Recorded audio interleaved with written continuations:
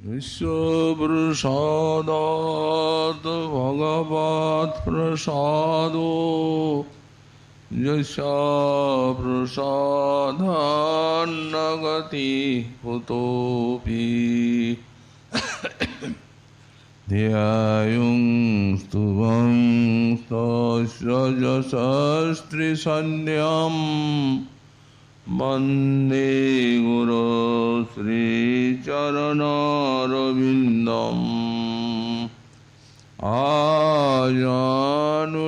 आजानुलम्बितभुजौ कनकावदातौ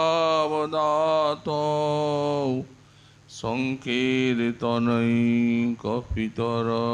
कमलायताक्षौ विश्वम्भरौ द्विजवरौ युगधर्मपालौ वन्दे जगत्प्रियकरौ करुणावतारौ नमस्त्रिकालसत्याय जगन्नाथसुताय च सवृत्ताय सपुत्राय सकलत्राय ते नमः बर्हापीडाभिरामं मृगमदतिलकं कुण्डलक्रान्तगण्डम् पञ्चाक्षं कम्बुकण्ठं स्मितसुभगमुखं स्वाधुरेणुस्तवेणुं श्यामं शान्तं त्रिभङ्गं रविकरवसनं भूषितं वैजयन्त्या वन्दे वृन्दावनस्थं युवतिशतवृतं ब्रह्मगोपालवेशम् तप्तकाञ्चनगौरङ्गी राधे वृन्दावनेश्वरी वृषभानुसुते देवी तं नमामि हरिप्रिये मूकं करोति वाचालं पङ्गुं लङ्घयति गिरिं यत्कृपातमहं वन्दे परमानन्दमाधवां वाञ्छाकल्पतरुभ्यश्च कृपासिन्धुभ्य एव च पतितानां पावनेभ्यो वैष्णवेभ्यो नमो नमः हरिभक्ति पराजे च हरिनामपरायणा दुर्वृत्ता वा सुवृत्ता वा तेषां नित्यं नमो नमः नमो धर्माय महते नमो कृष्णाय वेदसे ब्राह्मणे नमस्कृत्य धर्मान् वक्ष्ये सनातनान् नारायणं नमस्कृत्य नरं चैव नरोत्तमं देवीं सरस्वतीं व्यासं ततो जयो मुदीरयेत् जय रूप सनातन भट्ट रघुनाथ श्रीजीव गोपाल भट्ट दास रघुनाथ ऐसाय गोसाई करी चरण बंदन जा हुईति विघ्ननाश अभीष्ट पुराण दुर्गमे प्रतिमेन्दस्य स्खलत्पादगतिर्मुहुः सकृपा जुष्टिदानेन संत संत वरम वरम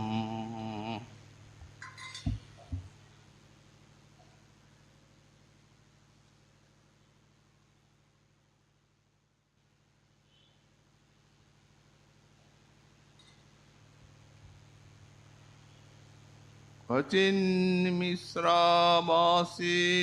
व्रजपति सुतशूरुविरहात् श्लथा श्रीसन्धित्वा ददाधिकदर्घं भुजपदु লুঠন ভূমৌ কাক বিকল বিকলং গদগত বচা রুদন শ্রী গৌরাঙ্গ হৃদয় উদয়ন মাং মদয়তি। কলিযুগ পাবনাবতার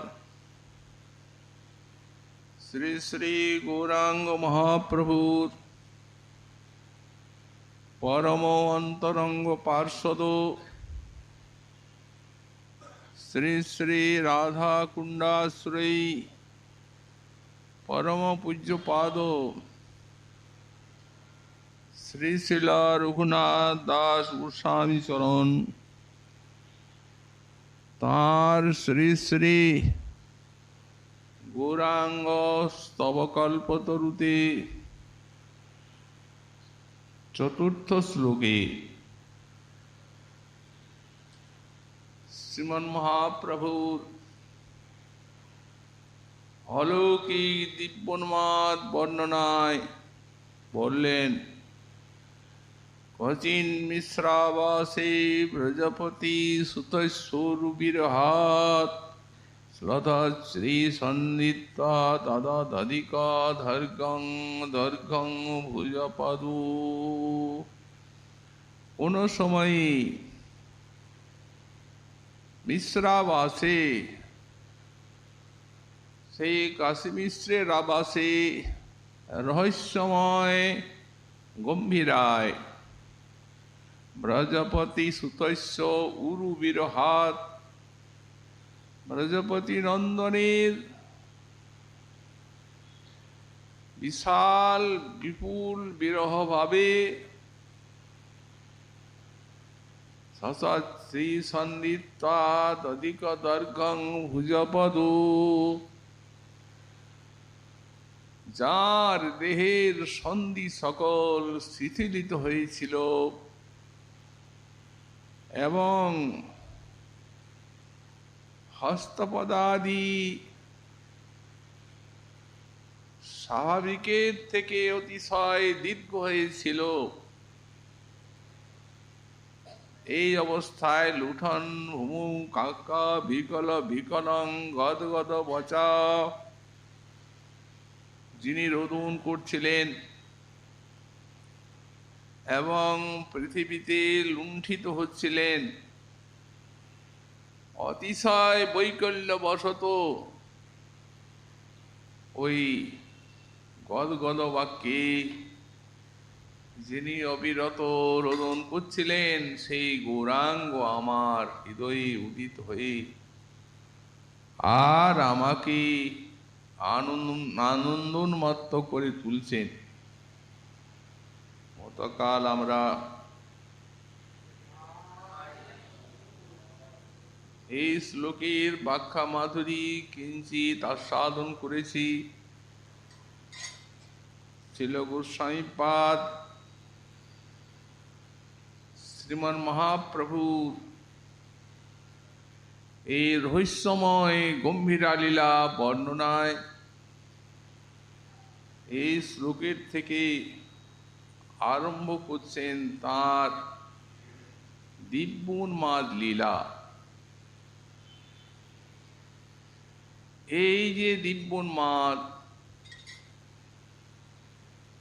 শ্রী রাধারানীর ভাবে বিভাবিত শ্রী গৌর সুন্দরের থেকে প্রকাশিত হয়েছে,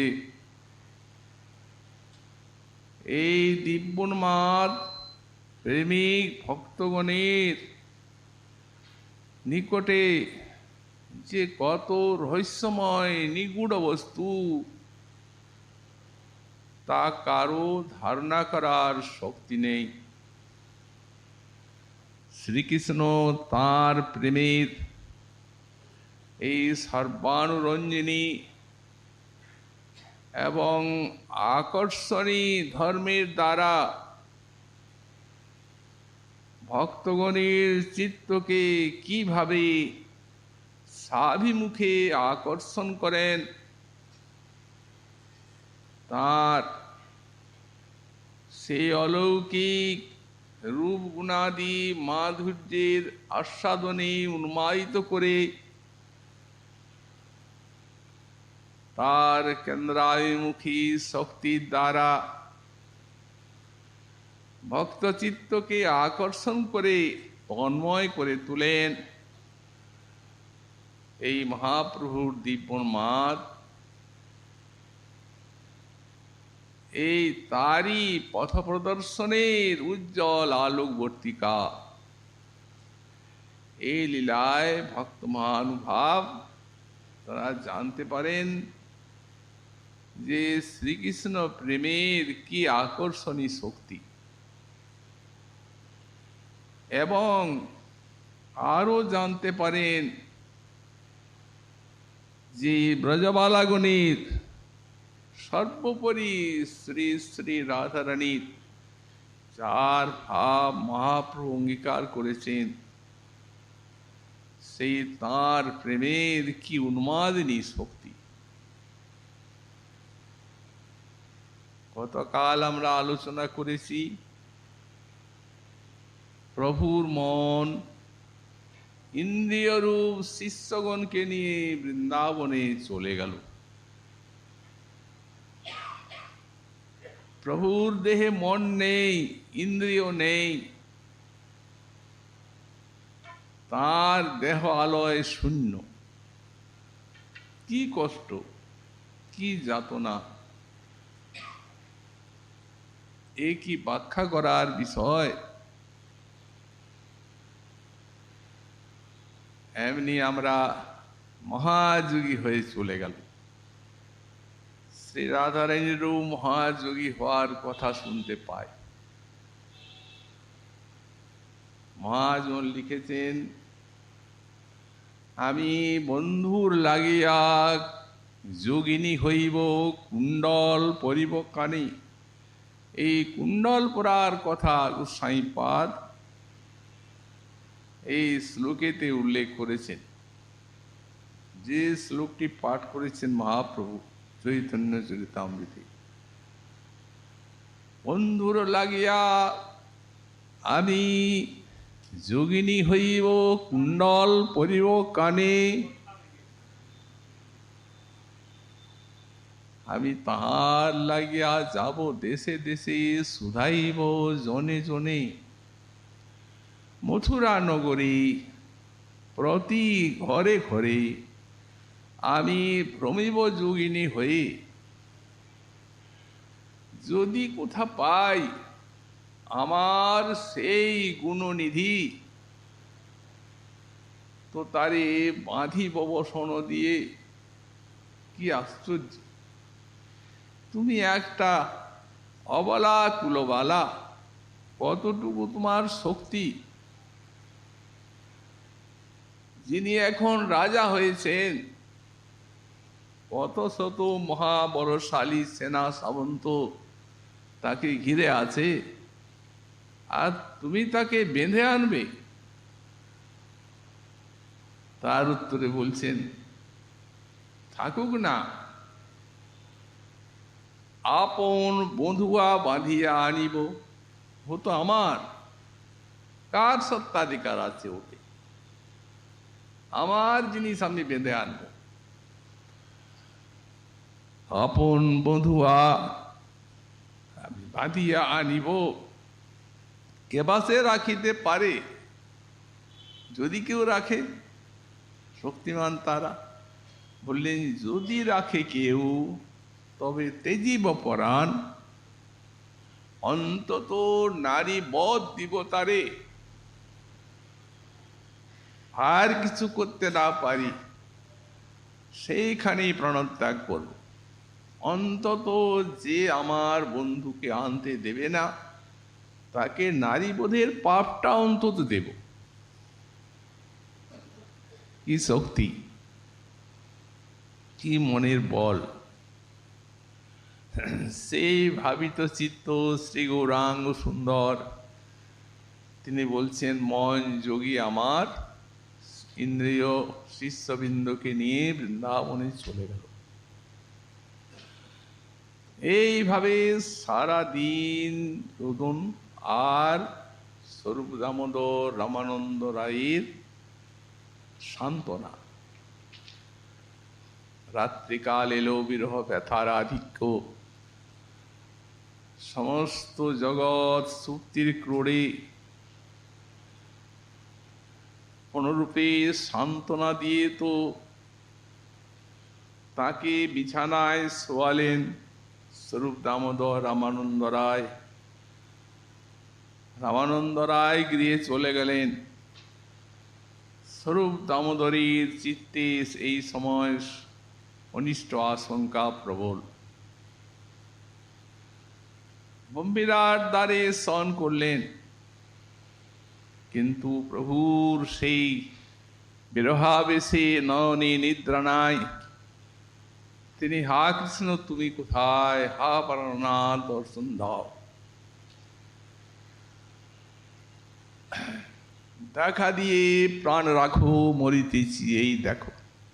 এই অবস্থা মানে প্রভুর মুখে সেই রোদনময় সব প্রলাপ শুনছেন, কৃষ্ণ নাম স্বরূপ, নয়নে নিদ্রা নেই। তৃতীয় প্রহর পার হয়ে গেল, হঠাৎ গম্ভীরা নিস্তব্ধ। কি হলো? প্রভু যে এইমাত্র হা কৃষ্ণ বলে রোদন করছিলেন, নিশ্চয় কোনো সাড়াটি নেই। এইরকম তো হতে পারে না। সন্দেহ হলো ওনার। উনি উঠলেন, গম্ভীরার দ্বার উন্মোচন করলেন, আলো জ্বাললেন, দেখেন গম্ভীরার নিধি তার শয্যাতে নাই। স্বরূপের মাথা ঘুরে গেল। হঠাৎ তিনি এইরূপ দৃশ্য দেখে আর কিংকর্তব্য বিমূঢ় হয়ে গেলেন। কোথায় গেলেন প্রভু? গোবিন্দকে জাগালেন, আলো জেলে খুঁজতে লাগলেন। তো গম্ভীরার থেকে রাজপথে বেরুতে গেলে 3টা দরজা খুলতে হবে। 3 দরজা ভিতরের থেকে রুদ্ধ। 4 দিকে এই 3টাই উচ্চ দেওয়াল, প্রাচীর, লঙ্ঘন করারও কোনো কারো ক্ষমতা নেই। এখন প্রথম দরজায় যে দেখছেন দ্বার ভিতরের থেকে রুদ্ধ আছে, তখন ভিতরে যে প্রকোষ্ঠগুলি সবগুলি দেখলেন প্রভু নাই। দ্বিতীয় দরজায় গেলেন, সেই রূপেই ভিতরের থেকে রুদ্ধ। চারদিকের যে প্রকোষ্ঠ তন্ন তন্ন করে খুঁজলেন, প্রভু সেখানেও নাই। তৃতীয় দরজাটি, সেও ভিতরের থেকে রুদ্ধ। যে সমস্ত প্রকোষ্ঠগুলি চারদিকে, সে অনুসন্ধান করলেন, প্রভুকে পেলেন না। হাহাকার পড়ে গেল, হায় হায় কোথায় প্রভু? ভক্তবৃন্দ সব আলো জেলে আর অনুসন্ধানের জন্য বেরিয়ে পড়লেন। তো প্রভু কিভাবে বের হলেন? 3 দেওয়া দ্বার রুদ্ধ আছে, প্রভু নাই করে। তো উনি কি করে বের হলেন? ও উচ্চ প্রাচীর লঙ্ঘন করা যায় না।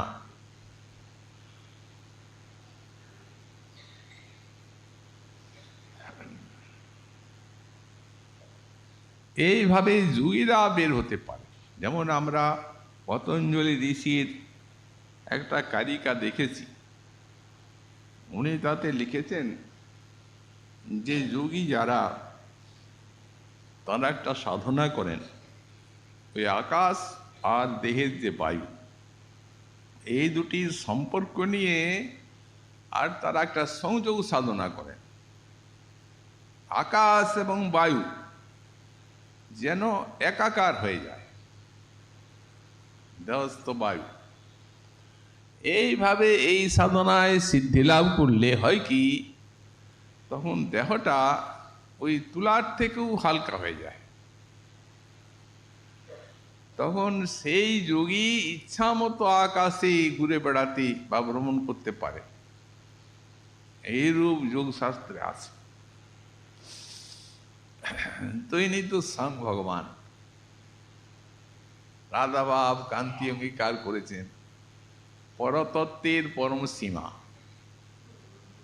তো এনার পক্ষে অন্তর্ধান হয়ে বেরিয়ে যাওয়া এ তো কোনো আশ্চর্যের কথাই নয়। কিন্তু তাহলে অন্যদিকে অসঙ্গতি এসে যায়, কারণ এই ব্রজলীলা তারই পরিশিষ্ট গৌরলীলা। গম্ভীরা রাধাভাব আস্বাদন করছেন, এতে যদি কিছু ঐশ্বর্য শক্তি প্রকাশ হয় ইচ্ছাপূর্বক, তাহলে মাধুর্য লীলার হানি হয়ে যাবে।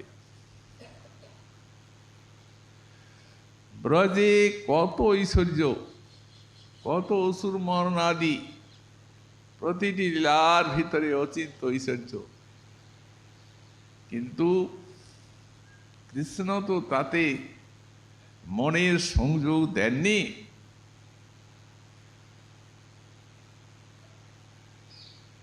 মহৈশ্বর্য প্রকাশনে চ অপ্রকাশনে চ নরলীলা অনতিক্রমম মাধুর্যম, তাহলে মাধুর্যই থাকবে না।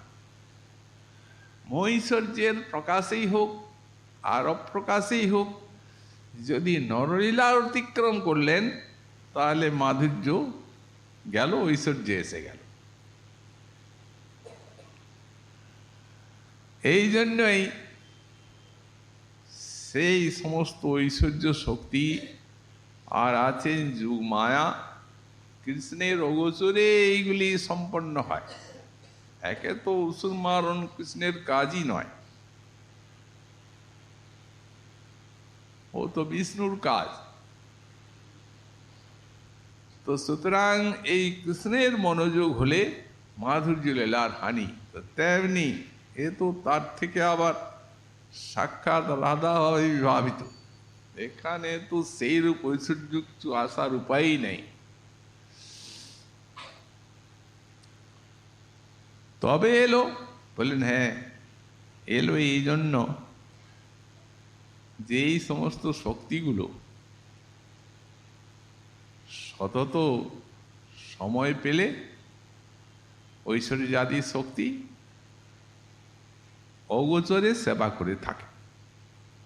যেমন দৃষ্টান্ত মহাজন দিয়েছেন, কোনো পতিব্রতাকে পতি বললেন যে তুমি আমার কাছে আসবে না, আমি এখন এমন ভাবের একটা রসাস্বাদন করব যে তুমি সামনে এলেই আমার অসুবিধা আছে, তুমি সামনে আসবেই না। পতিব্রতা কোথায় যাবেন? পতিগত প্রাণা, তিনি সুযোগ দেখছেন যে পতির অগোচরে, তার সম্মুখে না, পতির অগোচরে তিনি তার কি সেবা করতে পারেন, এই সুযোগ দেখেন। যখন দেখেন কিছু ঐশ্বর্য প্রকাশের সময় এলো লীলা পুষ্টির জন্য, তখন তার অগোচরে সেইটি প্রকাশ করলেন। একটা যোগী যদি আকাশে ঘুরতে পারেন তুলোর থেকে হালকা হয়ে, নিত্য স্বয়ং ভগবান। তো সুতরাং এইগুলি সম্পন্ন করেন তার ঐশ্বর্য শক্তি প্রভুর অগোচরে। আর ভক্তগণ তো সেই মাধুর্য রসে ডোবা। অতএব চিন্তিত হয়ে তারা বেরিয়ে এলেন, সর্বত্র অনুসন্ধান করছেন কোথায় প্রভু। কবিরাজ গোস্বামীপাদ লিখেছেন, এই সিংহদ্বারের উত্তর দিকে আছে এক ঠাঁই, তাহা পড়ে আছেন শ্রী চৈতন্য গোসাই। উত্তর দিয়ে একটা জায়গা আছে, সেই জায়গায় চৈতন্যদেব পড়ে আছে। দেখে তো সবার হৃদয়ে প্রাণ এলো, কিন্তু প্রভুর অবস্থা দেখে সবাই কাঁদতে লাগলেন। পড়ে আছেন অচেতন অবস্থায়। এক একটা হাত পা গলদেশ প্রত্যেকটা সন্ধি এক বিতস্তি প্রমাণে ছেড়ে গেছে, ভাগ হয়ে গেছে। এই অলৌকিক অনুভব কোন দেহেই এইরূপ হওয়ার সম্ভাবনা নাই। কিন্তু রাধা কৃষ্ণ মিলিত বিগ্রহ, সচ্চিদানন্দ রস আর মহাভাবের উপাদান, তো এই জন্যই এই ভাবের অদ্ভুত শক্তির দ্বারা এই অলৌকিক অনুভবটি যা রাধারানীতেও দেখা যায়।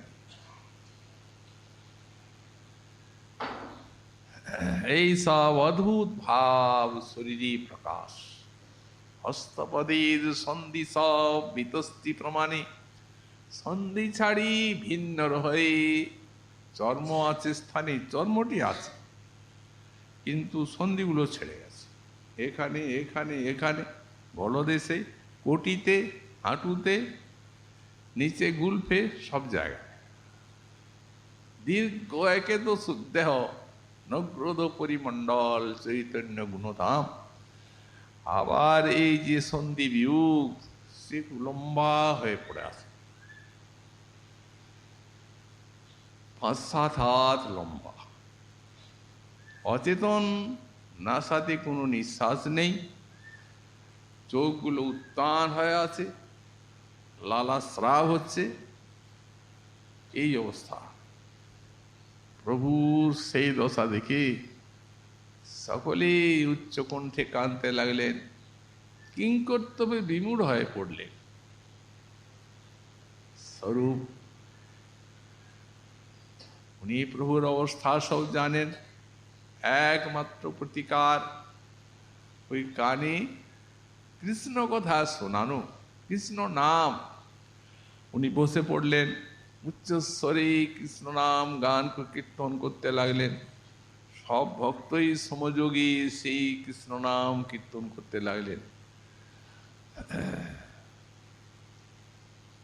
অনেকক্ষণে সেই কৃষ্ণ নাম যখন প্রভুর মর্মস্থলে প্রবিষ্ট হলো, তখন প্রভু সহসা হরিবোল বলে উঠলেন। যেমনি উঠলেন তেমনি ওই সঙ্গে সঙ্গে অস্থি সন্ধি যথাস্থানে লেগে গেল। চারদিকে তাকাচ্ছে, কিছুই বুঝতে পারেন নাই, কিছুই জানেন না। স্বরূপকে প্রশ্ন করছেন, স্বরূপ আমি এখানে সিংহদ্বারে কেন? তোমরা এখানে আমাকে কেন আনলে? কি হলো? স্বরূপ বললেন, প্রভু সব বলবো। এইখানে কেন এই অবস্থায়? ধুলায় গোড়াগড়ি যাচ্ছেন তো? গম্ভীরায় যে তোমাকে সব কথা খুলে বলবো। মহাজন বলেন যে প্রেমের এক প্রকার শক্তি আছে, যেমন সমুদ্র বিশাল জিনিস তো, প্রেম সিন্ধু, প্রেম সিন্ধু গোরা রায়। তো সুতরাং যেমন সমুদ্রের এক প্রকার শক্তি আছে, একটা আকর্ষণী শক্তি আর একটা বিকর্ষণী শক্তি। আকর্ষণী শক্তির দ্বারা টানে সমুদ্র, আর বিকর্ষণী শক্তির দ্বারা ঠেলে দেয়। তো সমুদ্রে যদি কেউ পড়ে বা কিছু জিনিস বা কোনো মানুষ, সেই আকর্ষণী শক্তিতে পড়ে যদি, অতু একবার ও কুলে ভাসিয়ে দেবে। আর যদি সেইটি বিকর্ষণী শক্তিতে পড়ে, তা একবারে ফেলে দিবে দূরে, যতইটুকু জিনিস হোক, তটে। তো যখন আকর্ষণী শক্তি, তখন এই অনুভব। হস্তপদ এই যে এক এক বিতস্তি প্রমাণে সন্ধি ছাড়ি ভিন্ন হয়ে চর্মরহে স্থানে। আবার যখন বিকর্ষণী, হস্তপদ শিরসব শরীর ভিতরে প্রবিষ্ট হয় কূর্মরূপ দেখিয়ে প্রভুরে। এই হস্তপদ সব সন্ধিগুলো নরম হয়ে যায় বিকর্ষণী শক্তির দ্বারা। এ তো পাঞ্চভৌতিক দেহ নয়, অতএব পাঞ্চভৌতিক দেহের ধর্ম নিয়ে তো এই বিগ্রহকে বুঝলে চলবে না। এ তো প্রেম, অখণ্ড মহাভাব আর সচ্চিদানন্দ রসতত্ত্ব। এখানে সেই ভাবেরই রাজ্য, আর কিচ্ছু নেই। পরবর্তী শ্লোকে যে কুর্মাকৃতি অনুভাব বর্ণনা করবে। তো এই বিকর্ষণী শক্তির দ্বারা এই ঠেলে দেওয়া হয়েছে, তখন ওই অস্থি সন্ধিগুলির উপরে ক্রিয়া করেছে, সেই প্রেম ঢিলা করে দিয়েছে। এইভাবে পড়ে আছে। তারপর সকলে গৃহে প্রভুকে নিয়ে গেলেন, নিয়ে আদ্য প্রান্ত সমস্ত সেদিনের ঘটনা বললেন। প্রভু বলছেন, আমি তো কিছু জানি না, সবে দেখছি যে বিদ্যুতের মতো কৃষ্ণ সামনে আসছেন আর সঙ্গে সঙ্গে আড়াল হয়ে যাচ্ছে, আর তো আমার কিছু জানা নেই।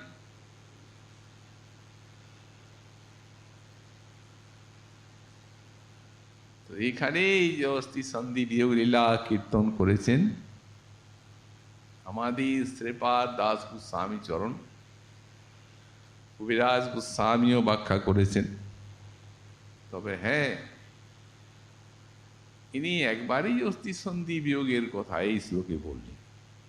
কবিরাজ গোস্বামী পাদ কিন্তু উনি দেখিয়েছেন যে আরো একদিন এই অনুভব হয়েছিল, এই যে ঠিক এই অস্থি সন্ধি বিয়োগ লীলা সেদিন যা হয়েছিল তা অতি ভয়াবহ ব্যাপার।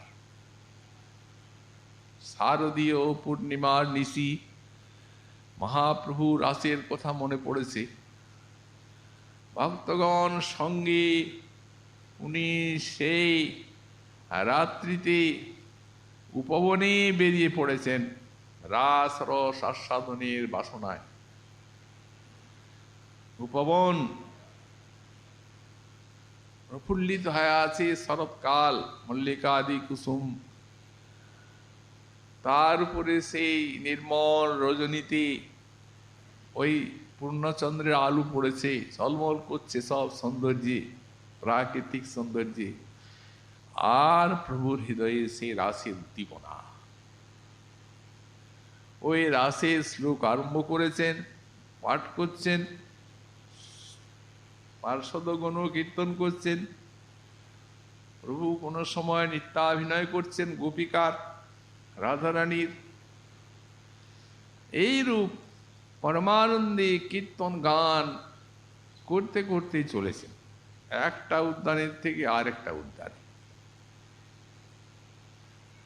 তারপরে এসে গেছে সেই জলকেলির শ্লোক। জলকেলির শ্লোকটা পড়লেন, ওই পড়ছেন জলকেলির শ্লোক, সেই চন্দ্রজ্যোৎস্নায় ঝলমল করছে সাগর, সামনে সমুদ্র, নীল জল, ঠিক যেন যমুনা। মহাপ্রভুর সেই রসাস্বাদনের নিমিত্ত যমুনায় এসে যেন সমুদ্রে প্রকটিত হয়েছে। প্রভু উন্মাদ দিব্যন্মাদি ওই যমুনায় রাসলীলা পর গোবিন্দ জলক্রীড়া করছেন গোপীগণ সঙ্গে। ওহো, তার দর্শন হল, বায়ু বেগে চলে গেলেন সকলের অলক্ষ্যে। এত পার্শ্বদ আছেন, প্রভু যে গেলেন কেউ বুঝতে পারেন। হঠাৎ সকলে দেখছেন প্রভু নাই, কোথায় গেলেন? যেখানে বিহার হচ্ছে সেই উপবনে সব চারদিকে দেখলেন, কোথাও ভক্তবৃন্দ চিন্তিত হয়ে পড়লেন। হঠাৎ সকলের গোচরে এত পরিকর আছেন, কোথায় যাবেন? তাহলে কি প্রভু অন্তরিত হয়ে গেলেন? এই সময়টা, এই যে দিব্যুন্মাদ লীলাটা এত অলৌকিক যে ক্ষণে ক্ষণে স্বরূপাদির মনে হয় প্রভু এর পর অন্তর্ধান করবেন। এই আশঙ্কায় সব ঘুরতে লাগলেন দিক বিদিকে ভাগ হয়ে। ভগবত ইচ্ছায়, মহাপ্রভুর ইচ্ছায় স্বরূপ কয়েকজন পার্শ্বদকে নিয়ে আর সেই সমুদ্রের তীরে তীরে অনিষ্ট আশঙ্কা বন্ধু হেরানি ভবন্তিহি এ তো হয়েই সমুদ্রের তীরে তীরে খুঁজছে।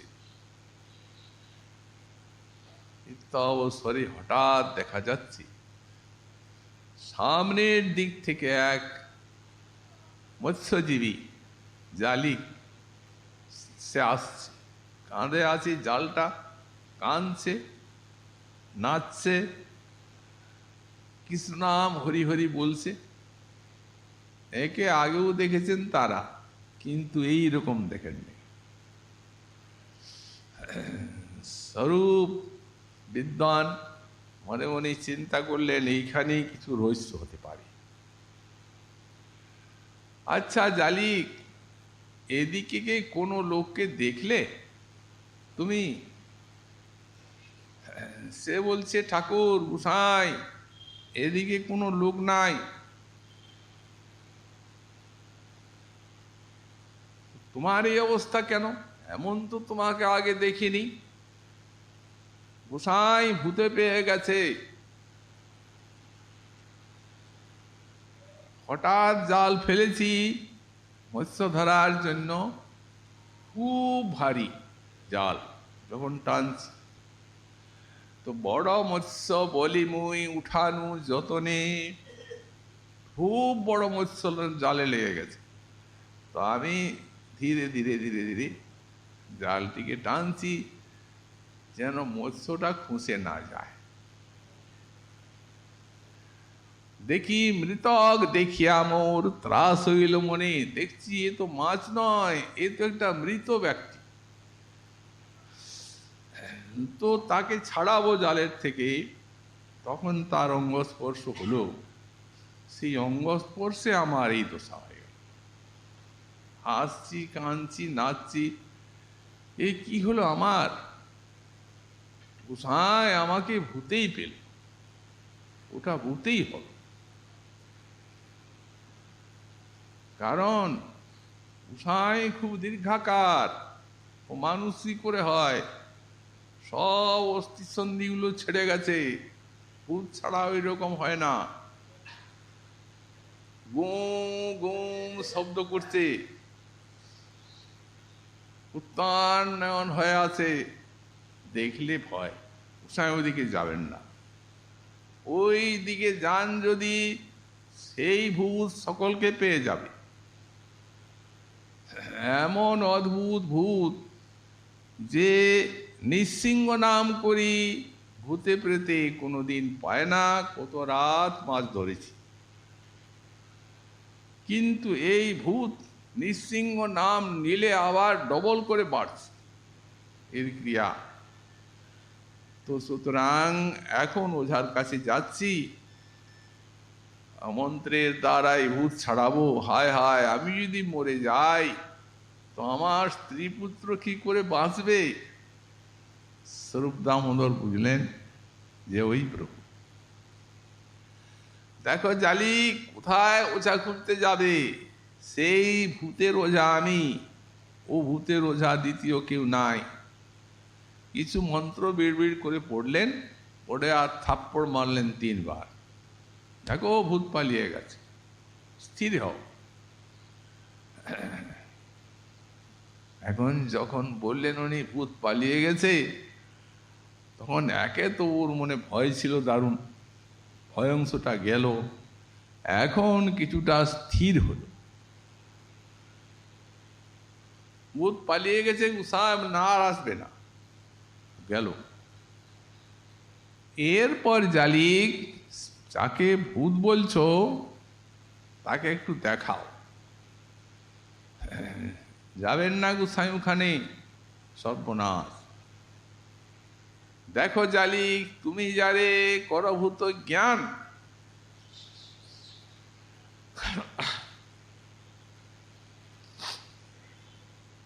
সে ভূত নহে, সেই শ্রীকৃষ্ণ চৈতন্য ভগবান। এখন যেমনি বললেন উনি চৈতন্য ভগবান, তেমনি জালিক বলছে, গোসাই প্রভুকে মুই দেখে আছি বারবার। বললেন, না গোসাই, ওই কখনো হতে পারে না, অনেকবার দেখেছি ওনাকে আমি। কি মধুর মনোহর সুন্দর মূর্তি, জগৎ বিশ্ব বিস্তৃত করা, সে কি এরকম হতে পারে নাকি? অতএব প্রভুকে মুই দেখে আছু বারবার, সে তো নহে, এ অতি বিকৃত আকার, গোসাই অতি বিকৃত, দেখতে পারা যায় না। শোনো জালি, বলছি, প্রভুর হয় প্রেমের বিকার, তখন সেই বিকার বশত দেহ অন্যরকম হয়ে যায়। অতএব তুমি দেখাও কোথায় তিনি, আসুন। নিয়ে গেল জালি। অর্ধেকটা শরীর জলে সমুদ্রের, অর্ধেকটা শরীর স্থলে, বহু দীর্ঘাকার, বিতস্তি বিতস্তি সব অস্থি সন্ধি বিয়োগ হয়ে গেছে, আর পড়ে আসে বালু সারা শরীরে। তা এখন বেশি দূর নিয়ে যাওয়ার পায় নেই অবস্থায়, ওই একটু টেনে বহির্বাস, শুষ্ক বহির্বাস পরালেন, বালুকাকে সব ঝাড়লেন, ঝেড়ে মুছে তারপরে একমাত্র উপায় ওই কৃষ্ণ নাম কীর্তন কানে। উচ্চস্বরে কৃষ্ণ কীর্তন করতে করতে করতে করতে প্রভু হুঙ্কার করে উঠলেন হরিবুল বলে। অমনি অস্থি সন্ধিগুলি একেবারে লেগে গেল যন্ত্রের মতো, চারদিকে তাকাচ্ছেন, স্বরূপ এ আমি কোথায়, কি হয়েছিল আমার? স্বরূপ বললেন, প্রভু সেই উদ্যান ভ্রমণের থেকে আর তুমি হঠাৎ সকলের অলক্ষিতে সমুদ্রে ঝাঁপ দিয়ে দিলে, আর সেই সমুদ্রে ঝাঁপ দিয়ে তোমার এই লীলা সমুদ্রে ভেসে এত দূর এসেছ। যেমনি সমুদ্রে ঝাঁপ দিয়েছেন, মূর্ছা হয়ে গেছে, আর মূর্ছিত অবস্থায় সমুদ্র বলছে যে আমি যে রত্নাকর, তো আমার রত্নাকর নামটাই ধন্য হয়ে গেল। এই রত্ন, প্রেমের রত্ন। অতএব সমুদ্র সেবা করছে যাতে অসুবিধা না হয়। মহাপ্রভু উঠাচ্ছে, নিঃশ্বাস নিঃশ্বাস নিচ্ছেন, আবার একটু ডুবাচ্ছে, আবার ধীরে ধীরে নিয়ে যাচ্ছে, এই মতো কোণার্কের দিকে সমুদ্র নিয়ে যাচ্ছে। তারপরে এইখানে জালিকির জালে উঠলে প্রভু বলছেন, ওই যমুনায় তো আমি ঝাঁপ দিলাম, যমুনায় ঝাঁপ দিয়ে স্বরূপ দেখছি কি যে কৃষ্ণ তো সব জলকেলি করছে গোপিকাগণ সঙ্গে, জলকেলি লীলা দর্শন করছেন মহাপ্রভু, আর সমুদ্র তাকে ভাসিয়ে নিয়ে যাচ্ছে। পট্টবস্ত্র অলঙ্কারে সমর্পিয়া সখী করে, শুভ্র শুক্ল বস্ত্র পরিধান, কৃষ্ণ লইয়া কান্তাগণ কইলা জলাবগাহন, সে যে জলকেলি রচিল সুঠাম। সখিয়ে দেখো কৃষ্ণের জলকেলি রঙ্গে, কৃষ্ণমত্ত করিবার চঞ্চল কর পুষ্কর, গোপীগণ করিণীর সঙ্গে, আরম্ভিল জলকেলি অন্যন্যে জল ফেলাফেলি, হুড়াহুড়ি বর্ষে জলধার, কভু জয় পরাজয় নাই কিছু নিশ্চয়। জলযুদ্ধ বাড়িল অপার, প্রথমে যুদ্ধ জলাজলি, তবে যুদ্ধ করাকরি, তবে যুদ্ধ হইল মুখামুখি, তবে যুদ্ধ রদারদি, তবে যুদ্ধ হৃদাহৃদি, তবে যুদ্ধ হইল নখানখি। সহস্র জল কর শিখি, সহস্র নেত্রে গোপী দেখি, সহস্রপাদ নিকট গমনে, সহস্র বপু আলিঙ্গনে, সহস্র মুখ চুম্বনে। গোপী নর্ম শুনে সহস্র কানে, কৃষ্ণ রাধা লইয়া বলে, চলি গেলা অগাধ জলে, ছাড়ি দিলা যাহা অগাধ পানি, তেহ কৃষ্ণ কণ্ঠ ধরি ভাসে জলের উপরি। ওই গোজত খাতে জইছে কমলিনী। যত গপ সুন্দরী কৃষ্ণ তত রূপধরী, সবার বস্ত্র করিল হরণ। যমুনা জল নির্মল, গোপীদের অঙ্গ করে ঝলমল, সুখে কৃষ্ণ করেন দর্শন।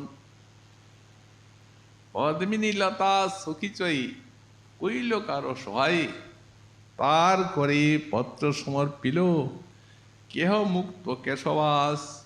আগে কইল অধবাস, সহস্তে কেহ কাচলি করিল। কৃষ্ণ কলহ রাধা শনি, গোপীগণ সেই ক্ষণে হেমাব্জ বনে গেলা লুকাইতে। সর্বঙ্গ জলে পৈশে, মুখ মাত্র জলে ভাসে, পদ্ম মুখে না পারি চিনিতে। হেতা কৃষ্ণ রাধা শনি, কইলা যা ছিলা মনে। সখীগণ অন্বেষিতে গেলা, তবে রাধা সূক্ষ্মমতি জানিয়া কার্যের স্থিতি। সখী সঙ্গে আসিয়া মিলিলা, যত হেমাব্দ জলে ভাসি, তত নীলাব্জ তার পাশে। আসি আসি করই মিলন, হেমাব্জে নীলাব্জে থেকে, তাদের যুদ্ধ হয় পর থেকে। কৌতুক দেখে যত গোপীগণ। কি অদ্ভুত বর্ণনা! কবিরাজি গোস্বাই পাদের লেখনীতে এই রহস্যময় লীলার চিত্রটি যেন মূর্তিমান। পড়বেন না, শুনবেন না, লীলা দেখবেন, বোঝা যাবে না, এত মাধুরী। লীলার ছবিটিকে অক্ষরের দ্বারা এমন ভাবে ফুটিয়ে তুলেছে কবিরাজ গোস্বাই পাদ, একান্ত কৃপামাত্র, এরকম হয় না।